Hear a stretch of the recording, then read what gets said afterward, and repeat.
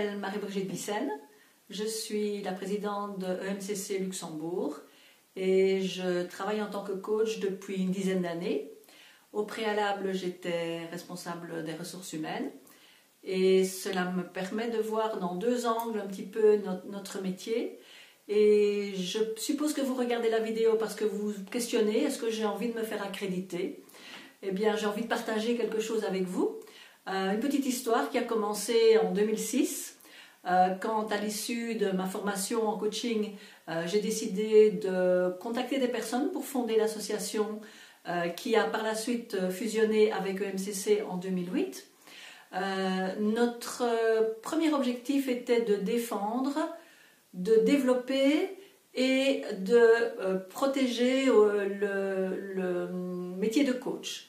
Nous avons commencé par travailler sur un code d'éthique et nous sommes très vite aperçus que pour pouvoir promouvoir aussi ce métier, il était important que nous puissions décoder quels étaient les critères qui faisaient d'un coach un bon coach professionnel, parce que les professionnels de ressources humaines n'ont pas toujours la compétence de coach et ont besoin aussi peut-être que certaines associations fassent le travail de premier tri pour elles.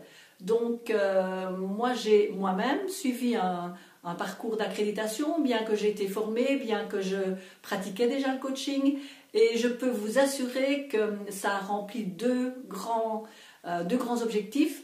Le premier, c'est que vous ne vous imaginez pas l'opportunité que ça représente de pouvoir faire un peu le point et se dire mais tiens, finalement le parcours de formation, je suis crédible. J'ai un bagage, j'ai l'occasion de refaire un petit peu le point sur tout ce que j'ai parcouru, ce que j'ai acquis, tout ce qui permet que je puisse pratiquer dans les meilleures conditions, notamment la supervision. Donc tout ça c'est déjà une bonne chose pour moi. Et puis je pense que c'est aussi quelque chose que nous devons à nos clients. Moi qui étais RH avant, ça me permet de le voir.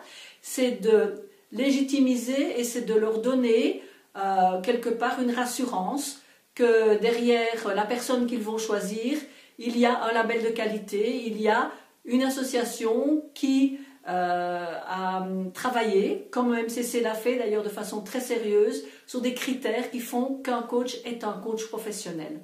Et ces deux objectifs-là, pour moi, étaient importants et j'espère que j'ai partagé avec vous ma passion au point que vous ayez envie de vous mettre devant le dossier et de commencer à postuler pour devenir un coach accrédité dans notre association.